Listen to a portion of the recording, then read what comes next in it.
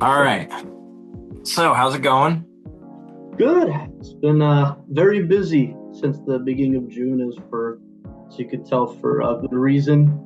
World Cup's going on at the time of this recording. We're going through the knockout rounds, so it'll be exciting to see, especially with the USA playing Belgium tonight. So it's very exciting times at the moment.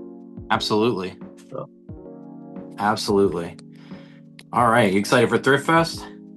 yes, I'm really looking forward to it. I think it's going to be the first event where it's really localized because through my platform on my page with the sports plug, I've really Hmm. just kept it not like completely anonymous, but Hmm. it's not like I really show my face much. So this would be the first time that someone could link my company to, me, like Absolutely. face, like they finally say, oh, this is the person working behind the scenes, Hmm. because to be honest, I do everything at least up to this point through the Poshmark app. I've Hmm. been on the platform. I mean, in general, I've had my account since 2019, but the business never really picked up, or I never really saw it as a business until 2022 onwards. Hmm. And just for sake of simplicity and for marketing purposes, or for simplicity, I've just kept exclusively on Poshmark for the most part. I've looked at eBay, looked at other websites, but it's just been easiest that way. Hmm. But I do, of course, also private sales, friends, connections, etc. So, and of course, I'm able to negotiate deals with people on a private basis. Maybe give some even better terms than I'd be able to give on the app online. So, um, I don't know how you want to do this interview, by the way, but Yeah. So I just have I have 20 questions that I was going to ask. yeah, I'm going to ask each one of the resellers and stuff. We actually have a lot of people that are coming in as of today. We have 32 locked in vendors, all paid up and ready to go. okay, I did the measurements and stuff at the event. Technically, we could get up into 85 okay, if we really wanted to, because we have access to the parking, like the parking lot there is where the main selling will be. We also have access to the basketball courts that are right there. And okay, technically, you could fit about 40 people on that blacktop in the okay, spaces that we outlined and stuff. So, a lot of exciting things coming. yeah, So, it's great. yeah, yeah. All right. So first question. Yes. Introduce yourself and tell everybody your store name and what is it that you sell. Yeah, of course. So I'm Matthew Castaneda. I am the owner and founder of the Sports Plug. It's a jersey reselling page that I post exclusively on Poshmark, but of course, anyone that has my direct contact can reach out about my jerseys as well. I focus on sports apparel, primarily soccer, but I do get into all different types of basketball jerseys, football like NFL, some baseball, some hockey, but my bread and butter, especially being a soccer fan myself, it's the beautiful game that I truly prioritize, especially any type of, rare, collectible, limited edition type of jerseys. But one thing's for sure that I can assure customers when they do business with me is that all the jerseys are authentic. All of them are going to be in, good to almost perfect condition unless stated otherwise. But, you know, it, my goal for me with this page was to really just help connect the sports community, or also for me to contribute in a way where a lot of people like to collect items. Jersey's a very common one. I'm a jersey collector myself. My friends know that I have some jerseys in my collection that's not for sale at all, so I'm a fan just like everybody else. But this is my way of, being able to help share the enjoyment of that game and to help, other sports fans fulfill their collections and what they're looking for. Absolutely, beautifully spoken too, and I couldn't agree more. Especially in what I do too with the band tees and everything, I feel the same way. Being able to find people those things that are highly sought after but aren't easy to come by, it truly is such a rewarding feeling. And especially if you have a lot of love for the game, like soccer and stuff like that, it is such a beautiful thing. Exactly, and especially since we're having this interview during the World Cup, I just want to Yes. stand a little bit. The jersey, if anyone doesn't know what I'm wearing, it's a USA jersey from the 2010 World Cup. And if anyone remembers who number 10 was back then, it was, of course, Landon Donovan. Mm-hmm. So it's, again, for the record, this one's not for sale. This one personally for me. Yep. So Yep. good luck trying to buy that for me. But kidding aside, though, I collect tons of jerseys. I'm always researching. Of course, any team from like the major European leagues, your Real Madrids, your Barcelonas, your Bayern Munichs, your AC Milans. I always try to make sure I find those, but I don't just try to find like anything that I can find for cheap. I do my research. I find on over the years what's like authentic, what would pass my own standards of quality control and what people will be looking for. And full disclosure, am I the cheapest jersey provider out there? Absolutely not. But at the same time, what you're getting from me at the end of the day is what you pay for. The quality is always going to be there. If I wouldn't keep the jersey myself, I wouldn't sell it to my customers. So it's again, it's all about relationship building through that. I have, of course, all kinds of friends that are fans of the game as well. I've met all kinds of people through this business. I get a lot of referrals. I get a lot of repeat business. So it's really rewarding in that sense because a lot of times I get to have those conversations with guys, almost like they're friends in terms of what teams they like, what kind of players they admire. So I can find some of the most niche or the nichest of the different types of jerseys out there. Like I can find those basic teams of your Real Madrids, your Barcelonas, etc. But if you want to find something from, I don't know, the Croatian League or the Greek Super League or something, those I've been able to find as well. Awesome. So how did you, with everything that you said and everything, how did you get into reselling these? Honestly, it started not too long after I started my Poshmark account. I realized like what the details were and how people sell. And to be honest with you, and I mean this, I don't know how else to say this, but there's a lot of people out there that didn't know what they had. So I was able to find some really good deals on some jerseys that, were probably for like 70-80% less than what I had to pay for. I went to a sporting goods store or to soccer.com or World Soccer Shop. So I was able to find these and I'm like, like these are really cool. Like, and then what I realized was some of them were too tight for me. So originally it was almost by accident in the sense that I'm like, okay, these jerseys don't fit me. They might be better for someone else, but let me see if I can sell this for like market value or maybe a little less than market value. Next thing you know, it got snapped up within a couple of weeks and I was able to make some money. So I'm just like, oh, this is interesting.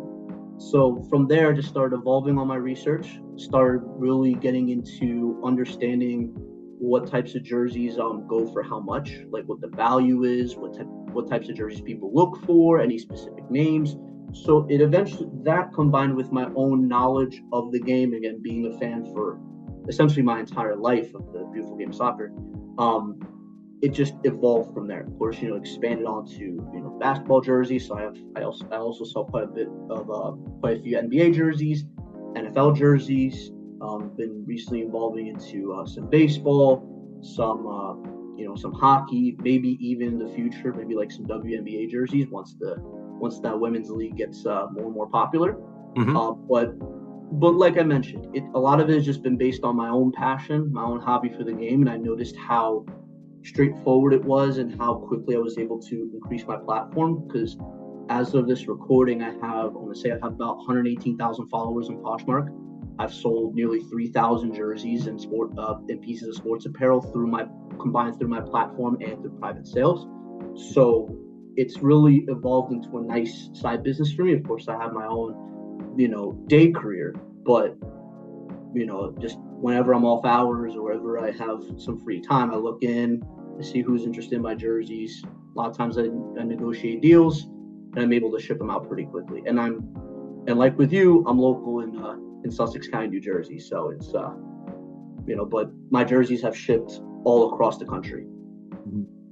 That's awesome. Okay. What would you say is probably the coolest item you found? That's a really good question. I've seen so many items over the years. I mean, I've had all types of Cristiano Ronaldo jerseys, like Euro 2008s, some special edition Lionel Messi Argentinas from, I'll say price-wise, and how was a really good deal was, I think it was the 2021 Copa America edition Argentina Messi. It was like a player edition type of jersey, so it was the exact same material of the jerseys that the players wear in games, since there's two different types of jerseys, right? The player edition ones, of course, given the tighter fit and the authenticity of it, it's a lot more expensive. So when I was able to find that and was able to resell it pretty quickly for pretty significant sum of money. I found that pretty cool. Personally, I'm more of a fan of Real Madrid, Cristiano Ronaldo, those guys. But of course, I don't discriminate when it comes to teams. Whoever I have in my inventory, of course, right? Absolutely. And I've been able to find a good share of vintage Barcelona jerseys as well. So there's that. I was able to also find like a 2007 era Messi Barcelona jersey when he had number 19. This was when Ronaldinho still had the 10 jersey at the time. Again, Ronaldo Euro 2008, James Rodriguez Colombia 2014 World Cup edition. So it's really tough to choose because I've seen thousands. I've had thousands of different types of jerseys. So I want to say, but of the lot, those would be some of my favorites. It sounds like some awesome ones too. Yeah. So with that being said, we talked about the coolest one you found. What would be the biggest flip you ever made? The biggest flip? Ooh, funny enough, I just did this. Like, I hope the person who bought it doesn't see this, but I want to say about a week ago, I found a France player edition jersey with Kylian Mbappe on the front and back. Okay. I think I bought it for, I want to say, again, this is just ballpark off the top of my head. I think it was around like 30, 35 bucks. And just last night I sold it for 200. So wow. Very instant flip, just made sure it was in good condition, make sure it didn't, have any wrinkles or defects, but yeah. No, it was very quick, it was very fast. It can be very easy money if you know how to do your research and find the right jersey. So, I believe it's something that anyone can really do. It's just for me, I put a little more time and dedication to it than the average person. And I've been able to, have a flourishing side business online with it. No, that's incredible. Wow. Yeah. I haven't had such luck with jerseys. Jerseys I have a bunch of, but it's definitely not in my top selling. Yeah, it's not an everyday thing, but it, sometimes those will come up every now and then. It's pretty fulfilling. So yeah. What would you say is something that people might misunderstand about being like a reseller? I think what a lot of people don't understand, and again, this is just, honestly a lack of education on it, or that, a lot of people just don't understand the finer details of it. A lot of it is down to when people ask me, why are your jerseys at this price? Why am I going to pay X amount of dollars for your jersey when I can just go to this other person that's selling for less than half? But that's when the finer details come into account, right? And a lot of it is down to, Nike jerseys, Adidas jerseys, any type of big name brands out there that sell soccer jerseys, they all have their own type of production style codes, right? And I can show examples if you'd like later on, but basically every company has their system where it's like, okay, here's this number format of the style tag, and every style number that each jersey has is matched to, the jersey of a specific year, specific season, if it's a home jersey, if it's an away jersey, or special edition, you name it. And what I generally do is let's say I find, a Nike jersey, have typically like a 9-digit code, right? What I typically do is, and it's simple, I just Google it, like, Nike, and then type in what that jersey number is. If I look through the results, if I look through the images, it takes me like 30 seconds to do. If I see that most of the results, if not all the results, match what I have, that's how I know it's legit. If it links to something else or a completely different jersey, that's how I know it's a replica. So the thing is, all this to say that the replica version, right, they have the same like few 3 or 4 or 5 different style code numbers, like to the point where I've done it long enough where I recognize numbers right away and I'm just like, yeah, that's replica. Sure, there's also other signs, it could be the stitching, it could be other details that seem defective, but the number one way of detecting is through that style tag number. So what the difference with me is, again, I'm all about quality, I'm all about ensuring authenticity, in optimal condition for my customers. That's why I tell people, they say, oh yeah, this $25 replica jersey you're looking at is not legit. It wasn't made by Nike. It was probably made some, who knows what kind of shop on some other side of the world. It's not legit. And a lot of times you can even tell just from the feel of the fabric and the fit as well. But some counterfeiters have gotten really good at mimicking the details. So that's when the style tag numbers even get more, are even more important towards product verification. So, and again, for me, I'd much rather spend that $100 plus getting a jersey that I know has the quality, I know that is authentic, than spending, than trying to save money, $50, $25 to get that replica. And if you want to get that replica, it's fine. There's nothing wrong with that. It's just that's just not what I do. That's not the type of market I'm trying to do. I'm not trying to do all these quick flips. Sometimes it happens, but at the end of the day, I want to find true soccer fans. I want to find true sports fans in general. That every time they come to my store, they know they can depend on the fact that I can guarantee quality, I can guarantee authenticity in every single jersey that they buy from my shop.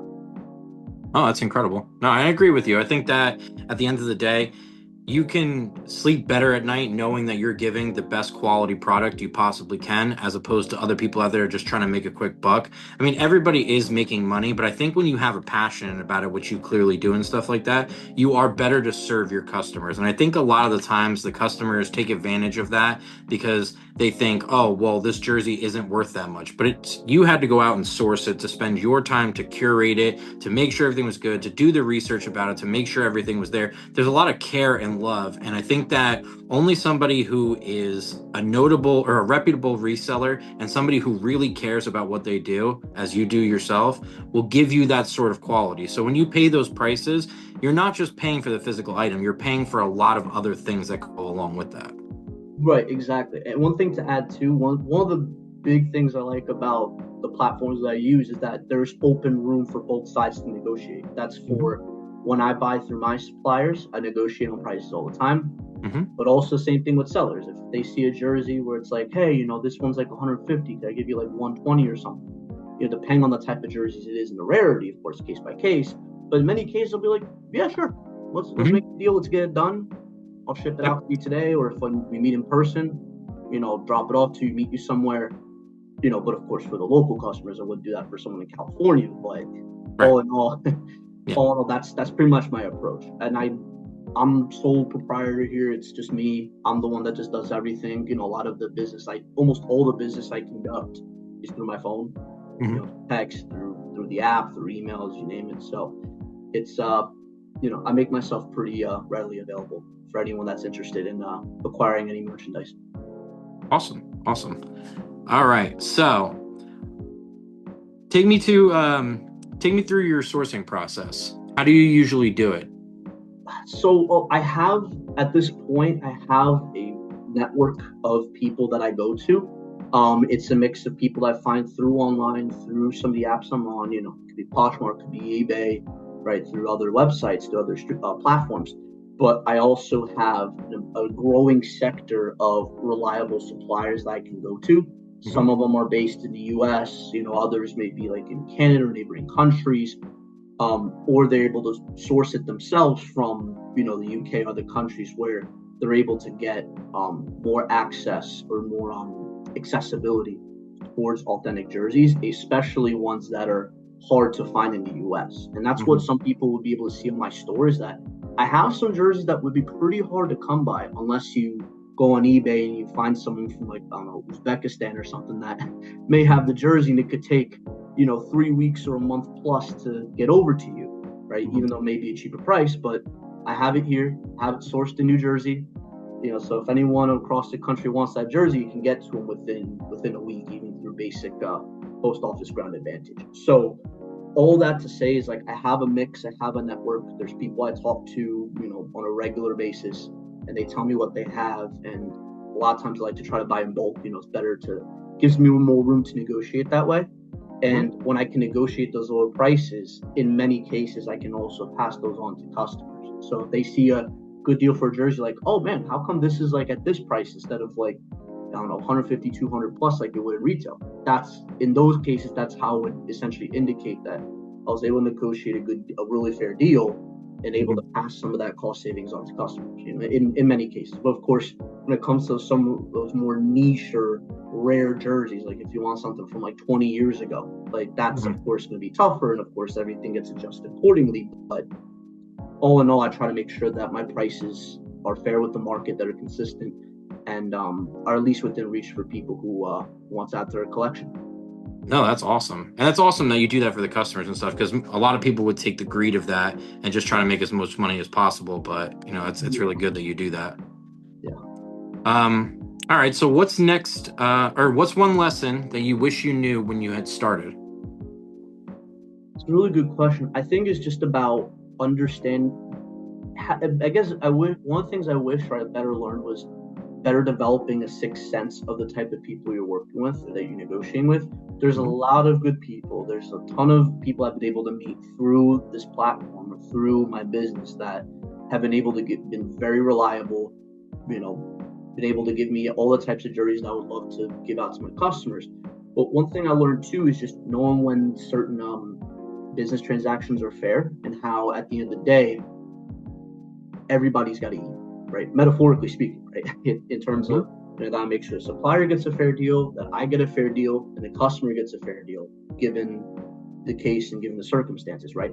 But I guess for me, what I wish I could better learn was to be able to read through suppliers that are trying to, like you said, get as much profits as they can out of it in excess, right? Mhm. But also at the same time, there's a lot of people, as naturally with anything on the internet, there's a lot of people that try to troll or a lot of people that try to essentially waste your time in terms of, let's say they offer you like 30% of your asking price or your listing price for a jersey. It's kind of like, come on, like kind of wasting Mhm. my time here. So for me, it's just all about when to invest that time in the right people and to build a better partnerships, build those types of again relationships that are more beneficial for me to the future. So all in all that to say, just a better I wish I was able to better learn or better quicker develop that sixth sense in terms of vetting people and who would be good suppliers and customers and who are not. Absolutely. It's a good one too. So what's next for your store? Like, where do you see like your goals, projects, anything you're working on, expansion, anything like that? I definitely want to expand my social media presence.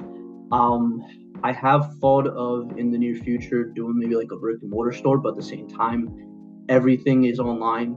It's not like Amazon's had to do many storefronts. Like, not saying that ever be Amazon, but it Hmm. it's been a lot more easy. It's been a lot easier for me to manage inventory at my own residence. It's been much easier for me to serve customers that way. So all in all, I plan to expand my social media presence. I had an Instagram page, didn't really get around too much, and plus there was a lot of spam accounts that I was dealing with, so I didn't want to waste the time. But I am thinking about, setting myself up on social media, especially in time before ThriftFest.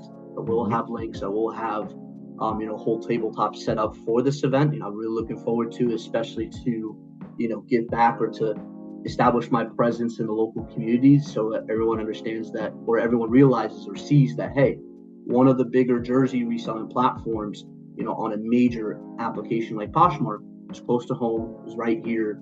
And in many ways, I can give even better deals in person because there's, especially when you're using these third party apps, there are different fees and different costs that are associated with it.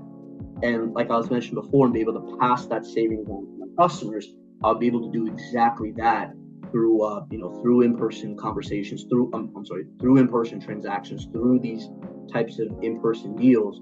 And that's one of the things I'm looking forward to the most in Thrift Fest coming up, because people will be able to see the jersey up front. I'm going to have an inventory. I'm planning to bring quite a few different jerseys. I'm not sure if I can bring all of them because I have about, I'm going to say 400 plus jerseys in inventory. Might be quite a bit to bring back and forth, but I'll definitely be able to showcase jerseys that I would essentially know for a fact based on my research that I've done on what people are looking for, what are popular, and what would be in demand.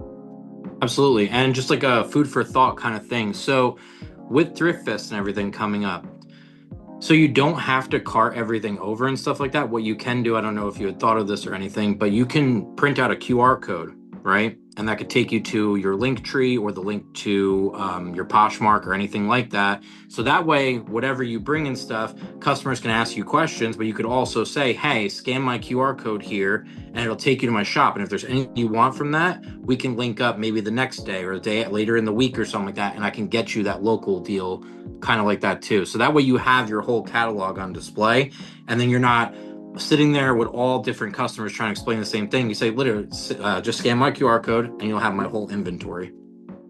Absolutely, definitely best way to be convenient for both parties. So, um, Absolutely. I think from what you've said so far, I think this is a pretty self-explanatory question, but what is your favorite platform to sell on and why? it's Poshmark. just honestly for a variety of reasons. Number one is for sake of familiarity. I've been on the platform for, I mean, in general with an account for 5-6 years now. So it's just that sense of familiarity. I've been on it for a long time. I've, posted thousands and thousands of different jerseys on there. And the way they do it is very simple. I have a way of doing things now. I have, the way I take pictures, the way I can just copy and paste descriptions, the way it helps me categorize everything, and the way it helps utilize its own algorithm to put my jerseys even towards the top of Google search results in many cases. So through those different types of benefits and all that with, and again, I'm not mean this is like an advertisement for Poshmark, but it's a very low barrier to entry. It's not like I didn't have to pay any fees up front to set up my account or set up my shop. They only collect when you sell an item there. Of course, they take a percentage of every transaction, of every sale.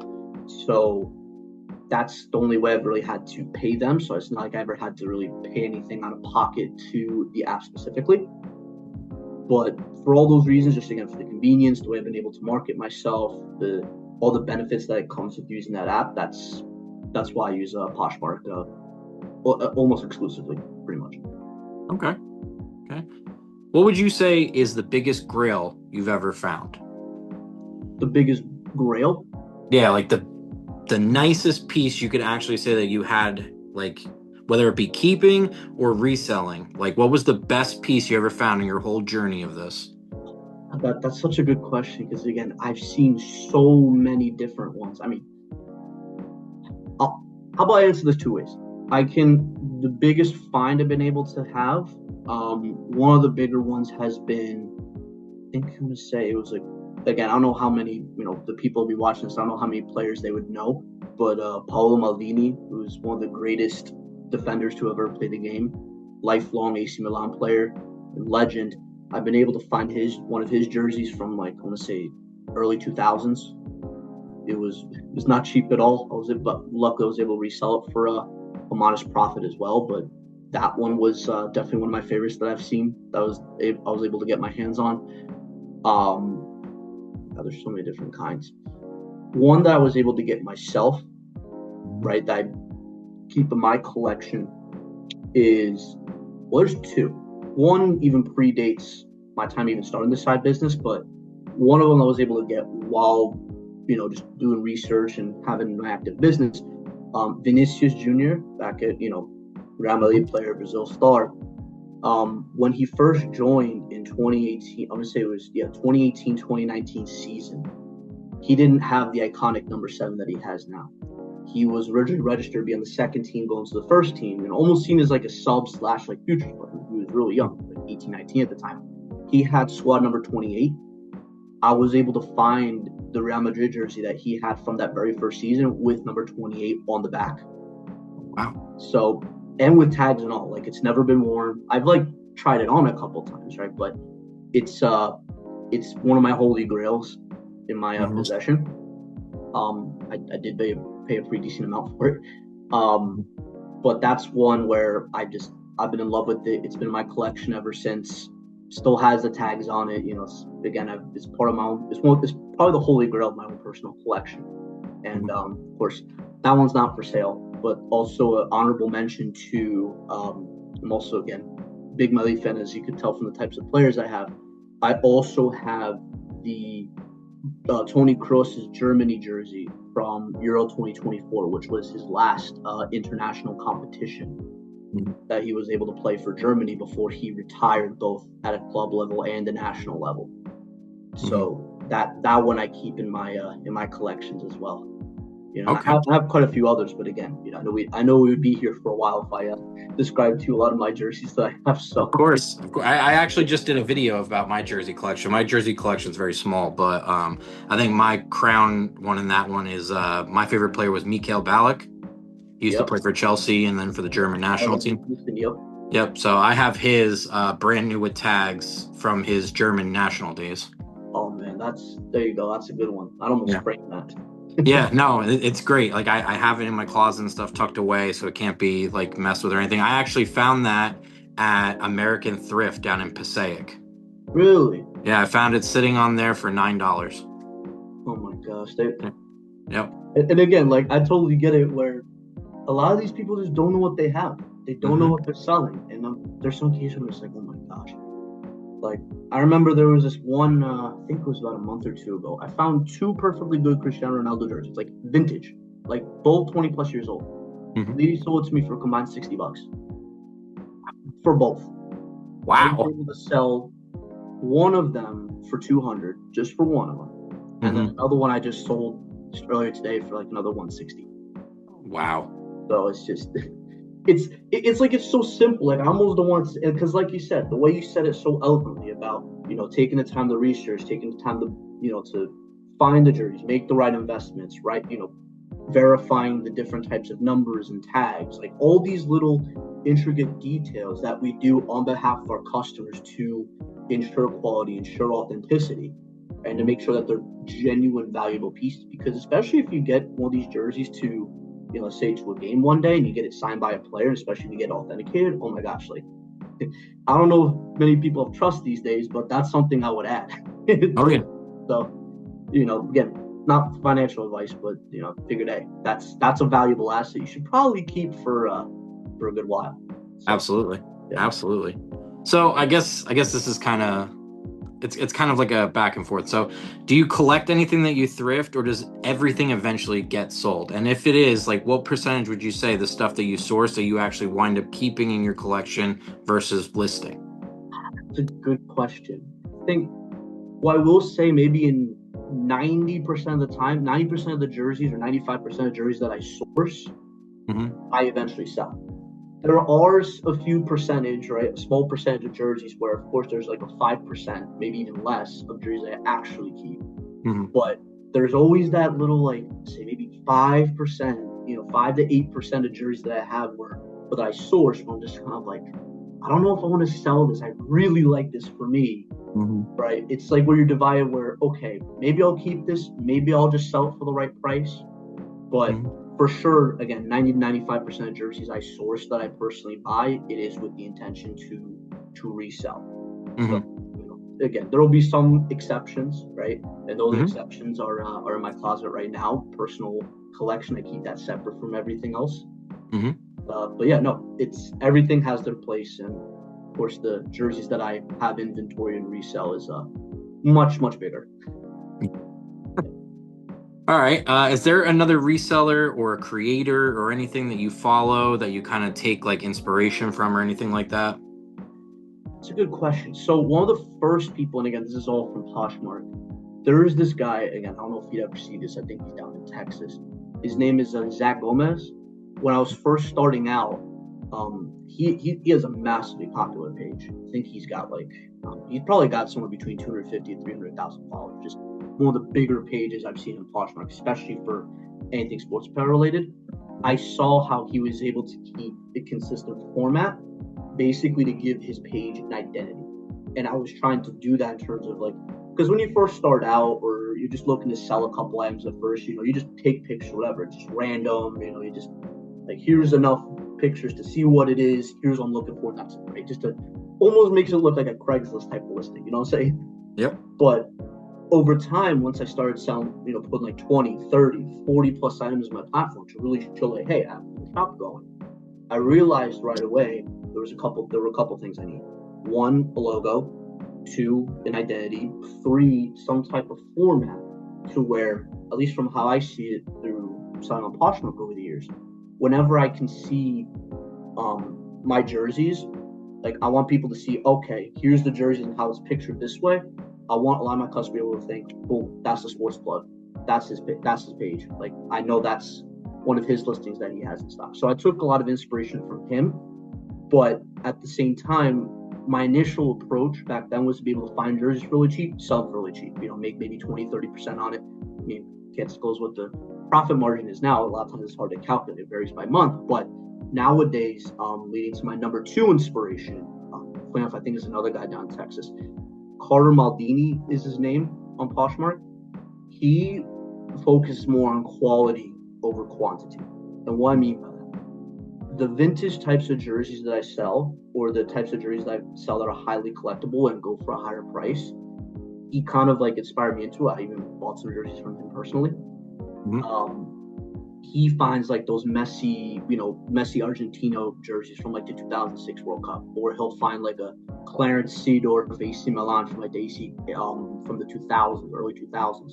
He'll find in even some cases like I don't know, like a Mexican legend for Club America from like 2005. That like even if you try to search them on eBay, like you can't find any non-replica versions of that jersey. And granted, of course, a lot is priced accordingly, but it had me thinking like not only how he formatted, how he's able to picture out all the details on the listing, but also, of course, how he's able to prove authenticity, how he's able to prove, hey, like, I know you may not like the price. I know, it's a premium, but it's for good reason. And let me show you how. And he had the best, most straightforward way towards demonstrating the quality and the rarity and, of course, the overall appeal of those jerseys.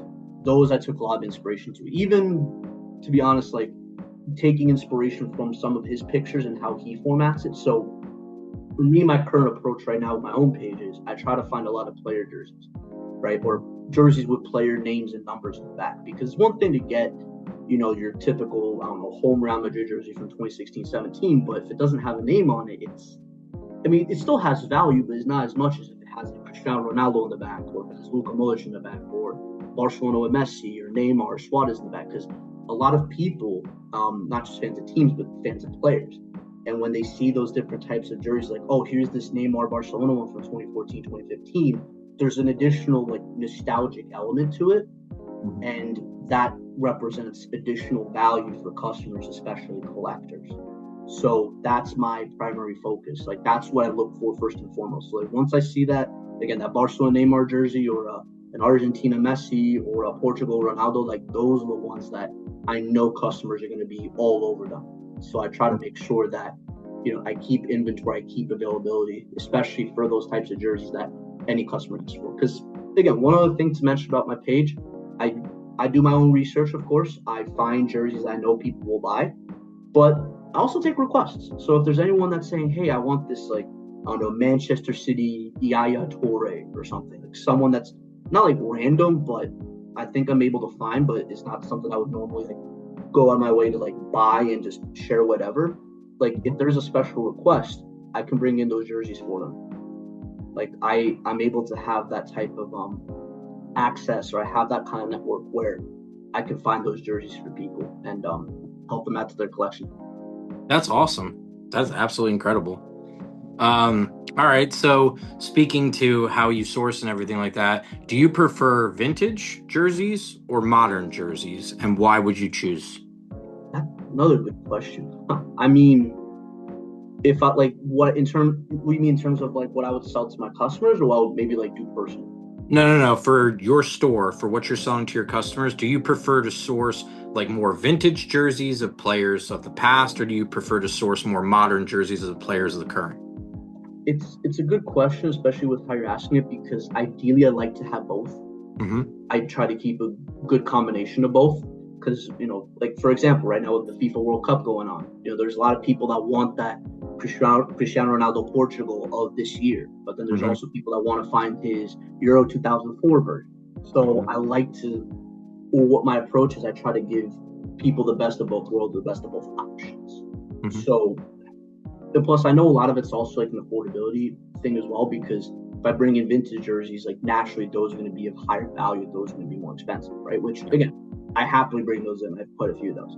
But in terms of the modern jerseys that I know I could sell for maybe a more modest amount, that I know would be more just, hey, like just getting it out there, getting it for people that are maybe more, I don't want to say mainstream, but people that are not as into the game, not into the sport as like someone I would, someone like me, or maybe my friends.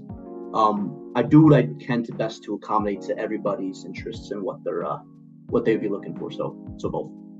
Okay, awesome. What's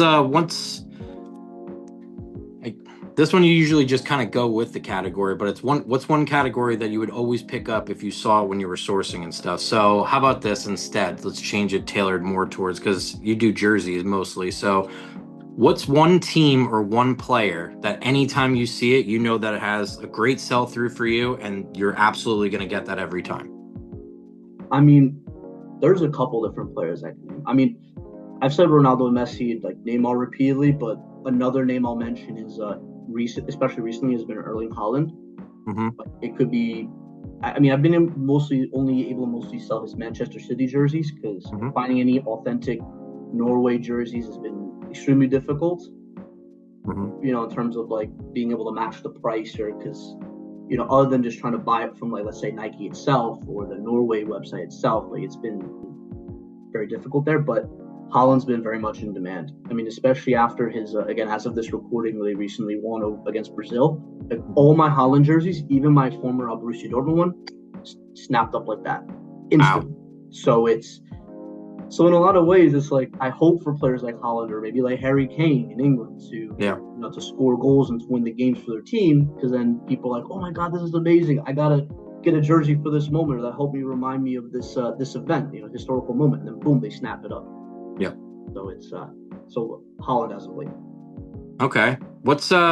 So I guess on the flip side of that and stuff like that, what's one player or team that you would rather stay away from because they're just not sellers for you? I mean, again, another good question, because there's many different players and teams I could plug into this.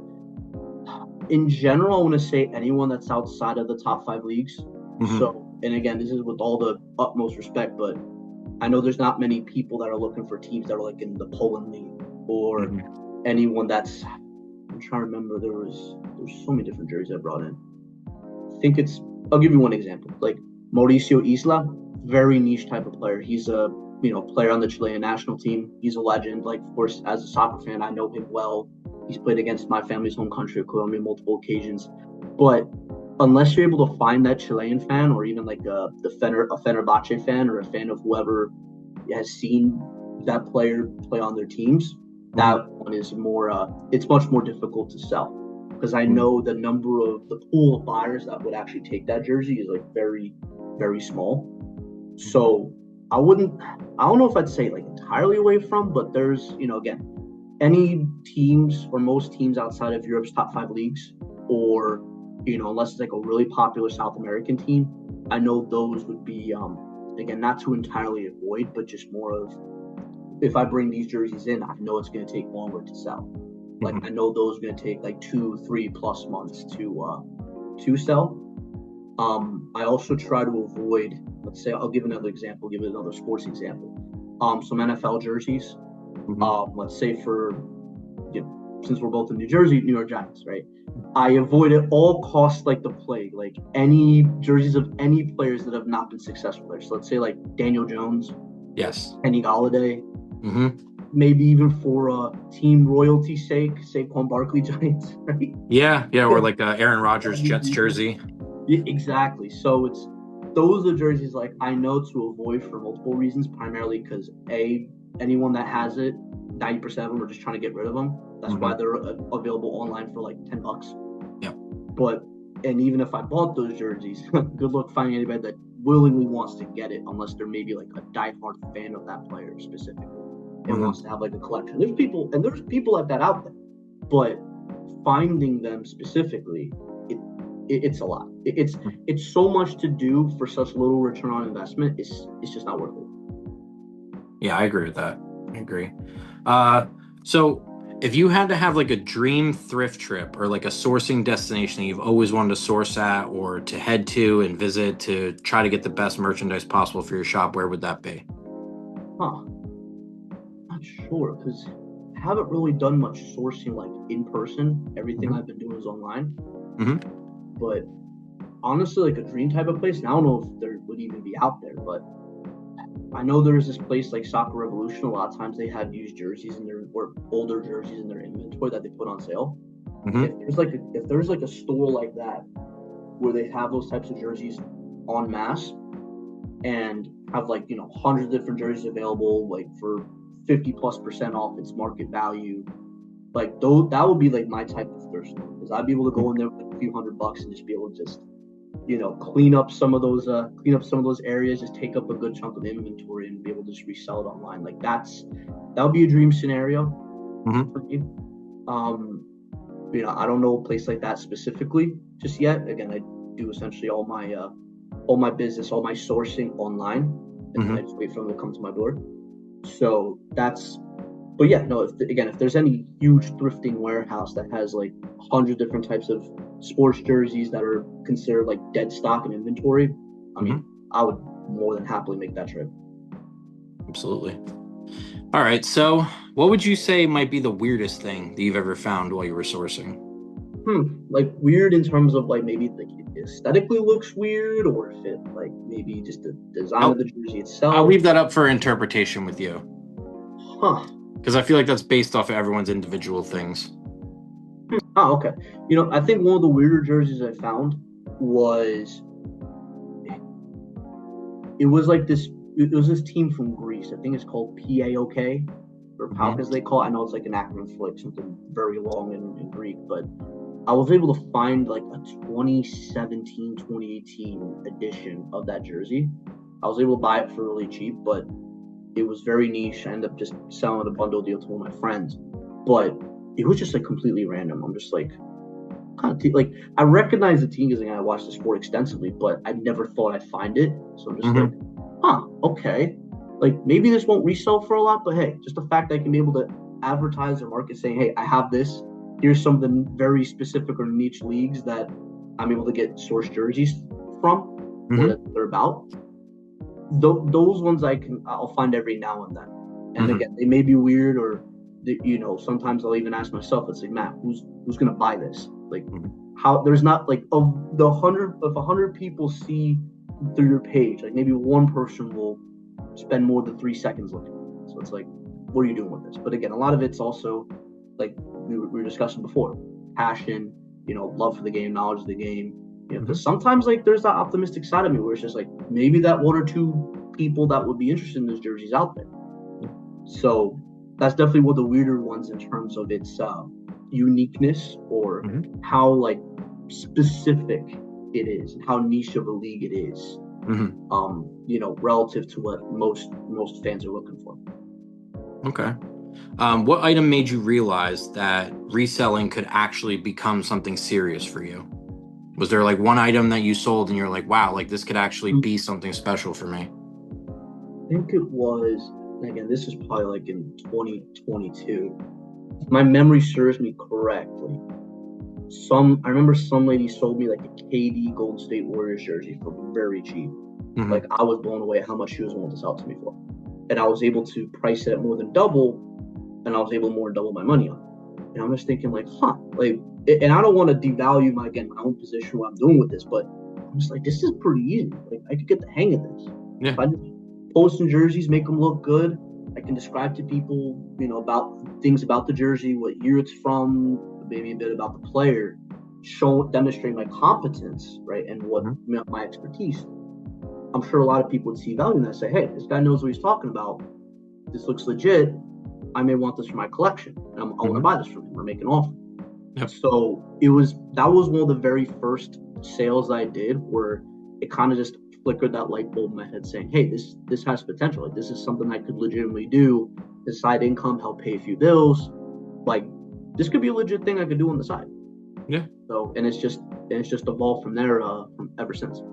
And I wanted to touch on that before I head into the last two questions. That you said, you didn't want to devalue like what you were doing and stuff like that. Like, you're taking pictures and stuff like that. And I think us as resellers, because I find myself doing that a lot too when I'm explaining to other people what it is that I'm doing, that you Right. tend to think like, it's not that complicated, like anybody can do it and stuff. But then when I've watched other people that I've spoken this to actually try to do it and they just don't have the motivation, the drive or anything. It was actually my dad that pointed out to me that said, it's different for you because you have a passion for doing it. You have a passion for the reselling. Like you may find like little things about it like irritating sometimes, but for the most part, you don't consider it work.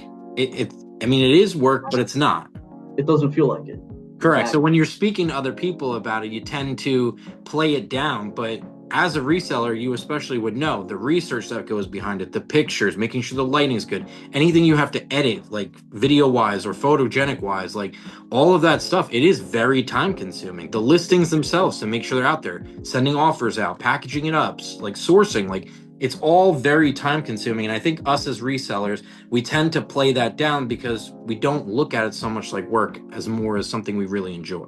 Exactly. 100%. And one other thing to add to that as well. One of the things that I think especially over my time, or that I know over my time being a reseller, is when you have moments, at least in Poshmark's case, when you bring in jerseys, you try to source from different new suppliers, and you find out the jersey's fake, or that there's no tags to help you confirm with 100% confidence in assuredness that it's a legit thing, right? And there's been countless jerseys I've been able to buy, or where I forget to do like some basic due diligence on, and then a jersey comes like, okay, where's the style tags on this?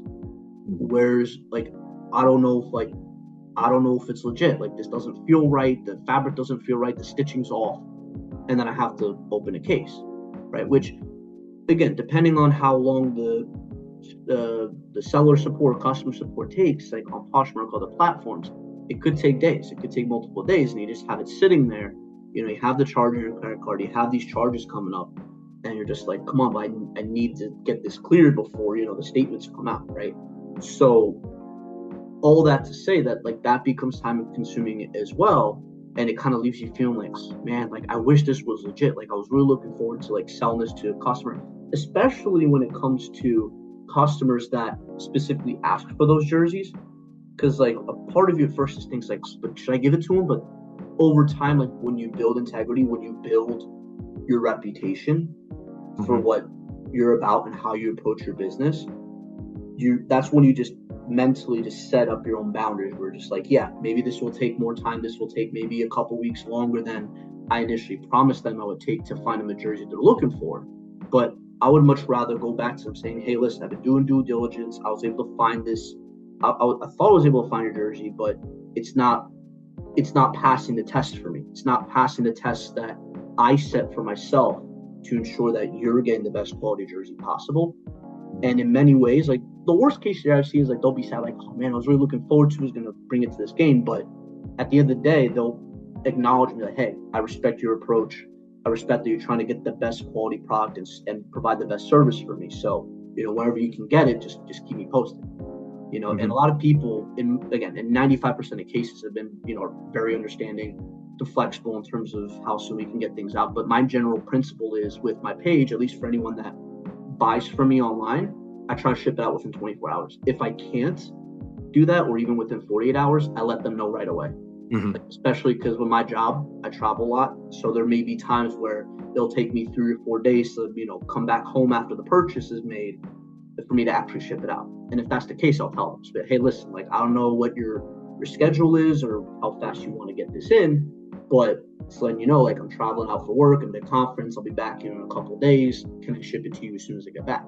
And again, 95% of the time, customers say, yeah, no problem at all. So some will try to make it really urgent, or like, no, I need this for Saturday's game, but even though I'm buying this jersey Thursday, I'm just kind of like, I can't guarantee anything. Right. Once it's out of your hands, I mean, exactly. That's it. You're at the mercy of the U.S. Postal Service at that. Yep. All right. So what's one thing that you want people to remember about you or your store after watching this interview? What I want people to remember about this is that, I'm very much an open book. I'm all about transparency with my business. Any jersey that you get from me is going to be 100% authentic, is going to be a truly valuable collection piece. Whether you're just planning to have it as like a everyday, or if you're just planning to wear it for pickup games, or if you want to have a legitimate collection, I have a jersey for you.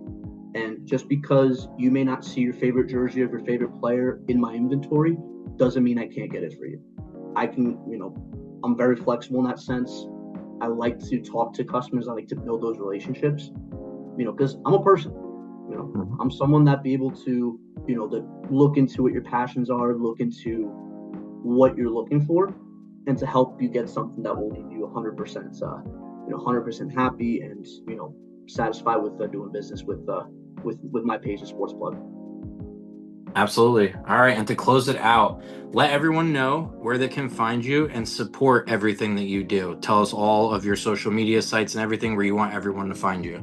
Yeah, absolutely. So my first link, first and foremost, poshmark.com/thesportsplug. So THE, sports, PLUG, sports plug. At all the jerseys that I have, I try to update every couple days, at the very least every week, with new listings, new jerseys. So if you want to get the latest updates, or you want to see the latest listings posted, it's all going to be on there. As of this recording, I don't have like my Instagram or Facebook fully up to date, but it is going to be the Sports Plug NJ most likely. So, once I have those social media pages updated, I'll send that over to you. But again, to get anything from me directly and to have the quickest response time, poshmark.com/thesportsplug. Awesome. And I just want to add one more thing in there. So with ThriftFest coming up, Yes. Matt is one of our sellers and stuff like that. He is going to be at ThriftFest. I actually remember telling Matt, because we met because Matt bought a jersey off of me, actually. And we met locally and stuff. And I discussed with him when this was in the early stages, this ThriftFest, that I was going to be getting this together. We had originally planned for the fairgrounds and stuff, but that had fallen through. So we're working with what we have in Memory Park. And I think there is a shining light between that. But, Matt was there when this idea initially started. That's when I first had met Matt. So it's an honor to have you a part of the ThriftFest crew. And I just want to give you the opportunity. Let the people know, because a lot of people, this is going to be posted on the ThriftFest website, their Facebook, my YouTube, all that stuff. It's going to be out there. Let everybody know what to expect from you at ThriftFest. What to expect from me at ThriftFest? Well, first, Nick, thank you for even presenting the opportunity to me in the first place. Like when you first mentioned this, I was genuinely excited because I felt like I was relatively alone in my local area in terms of like, okay, I don't know if there's many people that do what I do. So it's great to, of course, meet you, through some initial business. Yeah, likewise. What people can expect from me from ThriftFest, two main things. Number one, I'm going to showcase a portion of my inventory at the event. I'm going to have some jerseys there in person. People can buy in person on the spot and bring it home with you that same day. But if there's other jerseys that you're looking for, or if you're interested in seeing my whole inventory, I will have links. I'll have, stuff on my display where people can have direct links towards my page, primarily Poshmark's page, other social media. And of course, if anyone wants to do like any private sales or private business, you can always have my direct contact, probably just my cell phone number. But again, they can expect to see some bit of my inventory. So they'll have, some items to browse around through, or to, again, purchase and take home if they'd like. But also, of course, I'm a talker. I'm very extroverted. So if you want to talk sports with me, if you want to, talk about like, I don't know, highlights of the game from where this jersey was played, I'm a big nerd when it comes to that. So, I know I'll be talking a lot during that ThriftFest for sure, especially to find my fellow soccer fans and, amongst other sports. So it's, I plan to have, again, a really nice showcase of the different type of jerseys I have to offer to not only local customers, but any customers I have nationwide. Beautifully spoken. All right. So this episode is going to be airing in a couple days. I'm going to start editing it and stuff tonight. So these episodes air Wednesdays. We do have a whole slate of other resellers and stuff that are in the queue to be joining in. And I welcome everybody that hasn't already. We do still have space. If anyone wants to be a reseller with us at ThriftFest or anything, to send me an email at thriftfestnj@gmail.com, and I can get you in. To the people that were wondering, should I do the interview? Should I not do the interview?